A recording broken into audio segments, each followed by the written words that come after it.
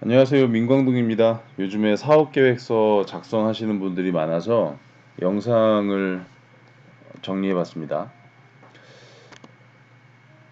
사업계획서를 어떤 관점에서 평가하는지에 따라서 여러 평가 포인트들이 나오는데요. 지금 보시는 장표는 상품기획 로드맵 관점에서 평가하는 부분이고, 제가 심사하러 갔을 때 주로 평가하는 포인트입니다. 물론 이 로드맵은 대기업의 전자제조 쪽에 포커싱 되어 있는 이런 한계는 있지만, 스타트업이 참고할 만한 로드맵이라 생각을 해서 소개를 해드립니다. 출처는 컴퍼니 D 엑셀러레이터 박성혁 대표의 페이스북 공유 자료고요. 이 항목에서 몇 가지 평가 포인트들을 좀 보도록 하겠습니다. 아이디어들이 있죠. 사업 아이템에 대한 아이디어에서 제품 개발 단계까지 아이템 개발이라고 이해하셔도 좋겠습니다. 이 사이에 지금 보시는 타당성 검토, 컨셉 결정, 개발 계획 검토 과정에서 드롭이라는 표시가 되어 있죠. 아이디어 제안에서 제품 개발 단계까지 세 가지 허들이 있는데, 이 중에 첫 번째가 타당성 검토, 두 번째가 컨셉 결정 단계에서, 세 번째가 개발 계획 검토 단계에서 그 다음 단계로 진행할지 말지를 판단합니다. 자, 그러면 먼저 타당성 검토를 위해서 세 가지 범주의 내용들을 검토를 하게 되는데요. 이 내용을 살펴보겠습니다. 지금 보시는 이 부분은 대기업의 그 회사의 중장기, 단기 제품 포트폴리오 수립을 해서 라인업 계획도 수립을 하고 전략과 매칭이 되는지도 보고, 내 아이디어가 우리 회사에 적합한지 살펴보는 항목인데요. 이거를 스타트업에게 적용을 해보면, 저는 이 스타트업이 1년 이내, 2년, 3년 동안 어떠한 이익 목표를 갖고 있는지를, 여기에 대한 목표가 정확하게 정량적으로 정리가 되어 있는지를 한번 여쭤보기도 합니다.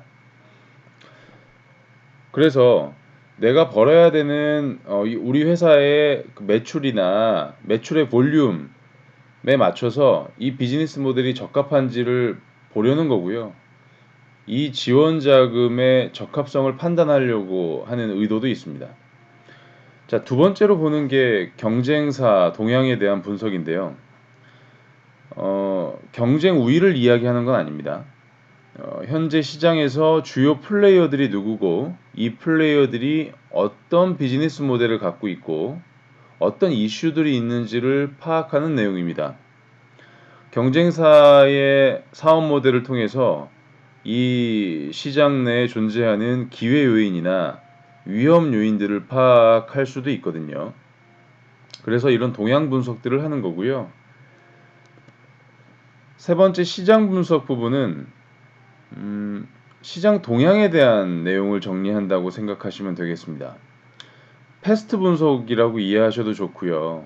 그리고 현재의 기술 로드맵들을 살펴보는 내용이라고 이해하셔도 되는데, 요 지금까지 말씀드린 내용들을 잘 보면 내가 어떤 사업 아이템에 대한 아이디어가 있을 때 타당성 검토를 하는 과정에서 나의 상황들을 보고, 두 번째로는 쟤네들의 상황, 경쟁사의 상황들을 통해서 기회 요인과 위험 요인들을 생각을 해보고, 세 번째로는 전체 시장의 동향들을 보면서 이 시장이 어떤 트렌디한 이슈가 있는지, 혹은 내가 사업을 좀 크게 진행을 했을 때 규모와 성장성이 어느 정도 담보가 되어 있는지를 아주 러프하게 판단하는 과정인 거죠.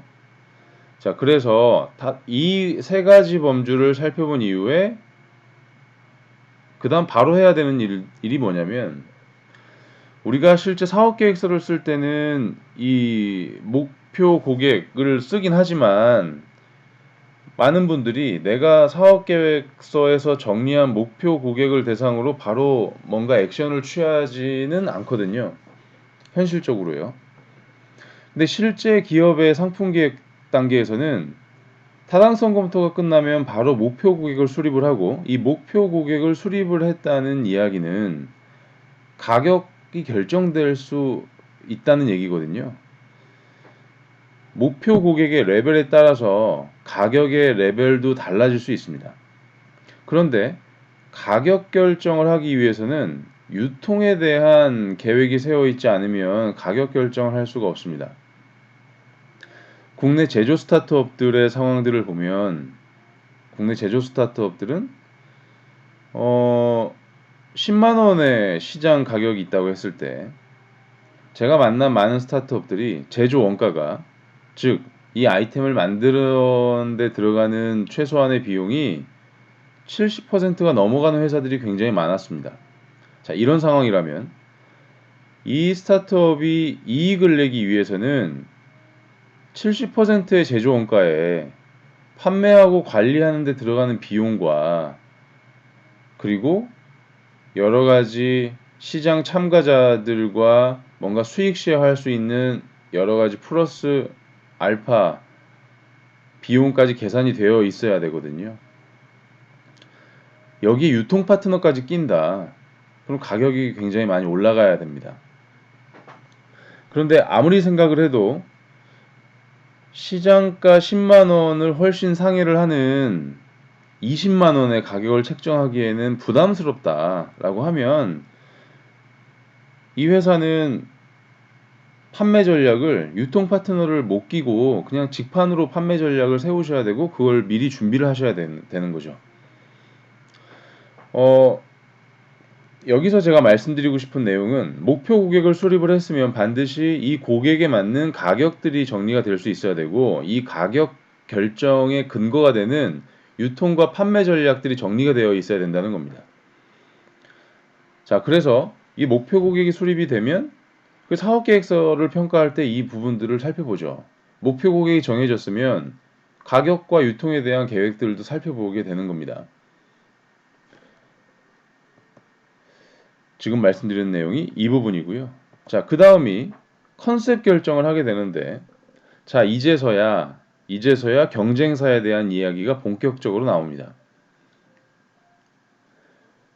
목표 고객이 수립이 되고, 이 목표 고객의 정확한 니즈가 분석이 되어 있는 상태에서 경쟁자에 대한 이야기를 할 수가 있습니다.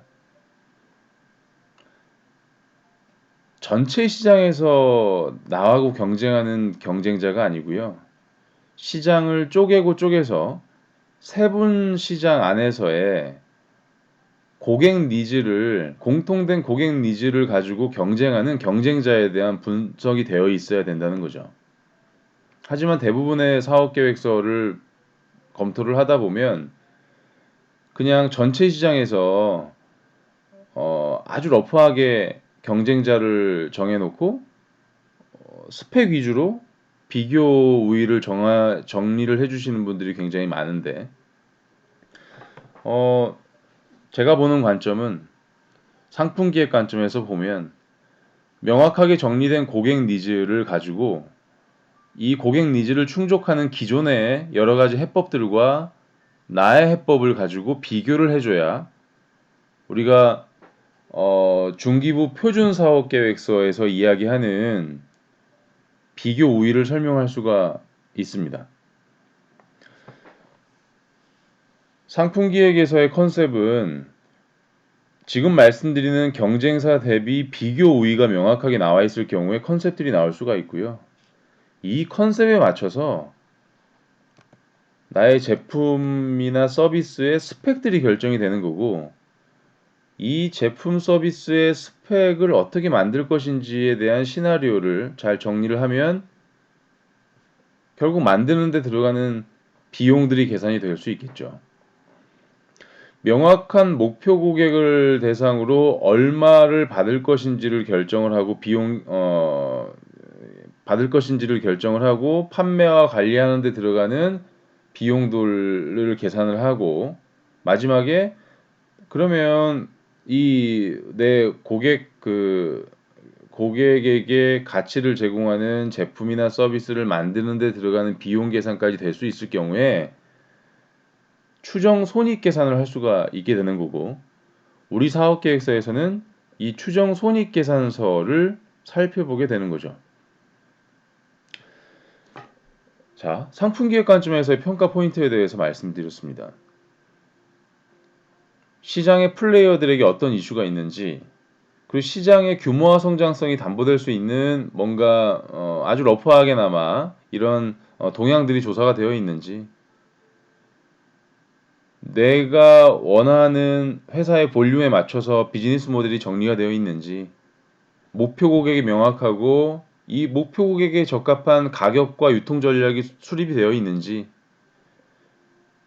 그리고 비교 우위가 명확한지, 비교 우위를 이야기하기 전에 시장 세분화가 명확하고 고객 니즈를 잘 어떻게 내가 정리를 하고 있는지, 그래서 제품이나 서비스를 만들려고 하는데 돈이 얼마가 들어가는지, 최종적으로 추정 손익 계산이 되는지에 대한 내용들을 살펴보고요. 물론 제조와 서비스에 따라서 약간 몇 가지 이슈들이 더 있는데 이 부분들은 오프라인 강의에서 말씀을 드리도록 하겠습니다.